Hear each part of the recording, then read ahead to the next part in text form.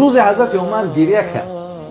رسول گفت عمر چرا گریه داری؟ گفت حضرت جان می کارهای پیش از اسلام مرا ناراحت میکنه. گفت کدام کارو؟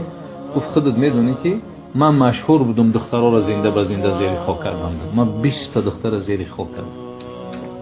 17 تا شیخ دم نیست، دخترای رفیقم 3 تا شیخ نیست. 3 تاش 2 تاشم پروانه دادم. دخترچه سیما وقتی گرفتم صحرا میرفتم، دخترچه ناز میکرد با پدرش استراحت رفته، گیردی ما بازی میکرد. من قبرش میکندم، خاکا در ریشای ما میچسبید، میومد آتجان گفته ریشای مرا تازه میکرد و نمیدونست که قبرش است. و ماندمش با چیزی وزبین زدمش ناله کرد. آتجان من چی گناه کردم این معامله را نسبت من؟